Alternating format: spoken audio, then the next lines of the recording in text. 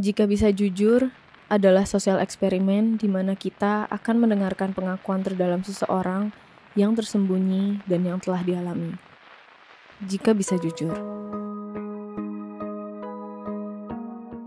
Sakit leher kan identik dengan pegal biasa ya?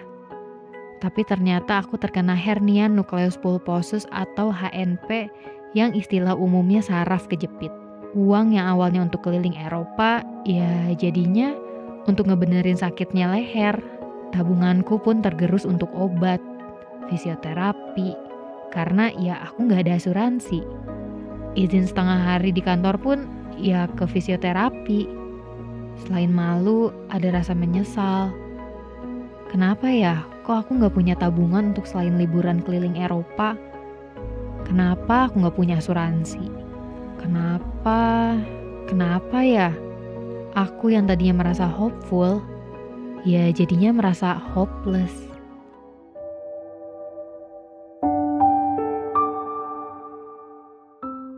Itu kejadiannya beberapa bulan yang lalu. Terus posisinya punya asuransi tapi dari kantor. Nah, selama ini nggak pernah sadar kalau maksudnya asuransi ya udahlah kita hanya bayar karena memang itu sudah disediakan misalnya dari kantor. Sampai kejadian di mana kerjanya gila-gilaan. Kebetulan saya punya asma bronkus atau bronkus, jadi sakit asma attack. Terus harus dilarikan ke rumah sakit karena sudah nggak bisa dikontrol oleh diri sendiri. Jadi pakai berbagai macam bantuan pernafasan pun juga belum bisa. Jadi harus benar-benar dirawat inap. Nah di saat itulah sebenarnya deg-degan gitu karena nggak tahu lagi nih harus apa gitu. Terus itu pun nggak sadar kalau sebenarnya diriku punya kartu asuransi sampai rumah sakit itu mensuggest kalau wah punya nggak asuransi. Terus mungkin kobok-kobok ternyata punya dan ingat. Nah dari situ terselamatkan banget ketika keluar dari rumah sakit ternyata tidak mengeluarkan biaya sama sekali sih. Jadi awalnya emang nggak pernah berpikir kayak wah akan se-impactful itu ya ternyata asuransi. Tapi lumayan ternyata ya gitu. Ada menurut gue ceritanya cukup relate sih dengan gue. Di usia yang mirip dengan dia, lalu banyak fokus ke kerjaan, lalu gue juga punya mimpi yang sama. Gue ingin traveling ke Europe, gue juga nabung, irit, dan gue juga ngumpulin teman-teman gue untuk ayo dong kita trip bareng gitu ke Europe. Dan suatu saat gue ngerasa perut gue tuh sering sakit. Gue pikir GERD, mah. Minum obat mah juga gak ngaruh. Akhirnya gue ke rumah sakit, lalu disarankan untuk coba deh medical check up gitu. Akhirnya gue coba medical check up yang akhirnya gue didiagnosis kalau liver gue kena gitu.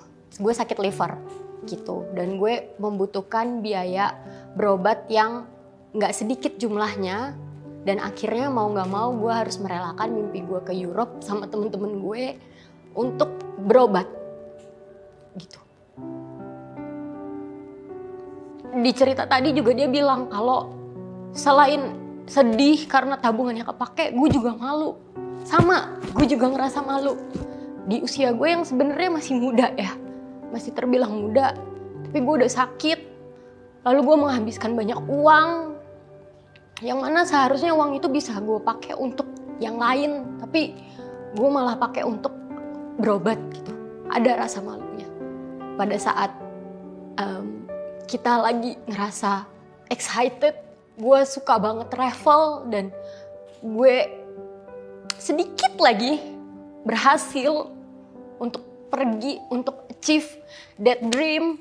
Tapi ya udah musnah aja gitu. Semua uangnya kepake. Akhirnya sekarang ya syukurnya gue udah sembuh. Tapi karena gak ada uang yang tersisa untuk pergi ke Europe, untuk menggapai cita-cita gue itu lagi, gue akhirnya mulai lagi dari nol. Dan itu sedih. Sedih.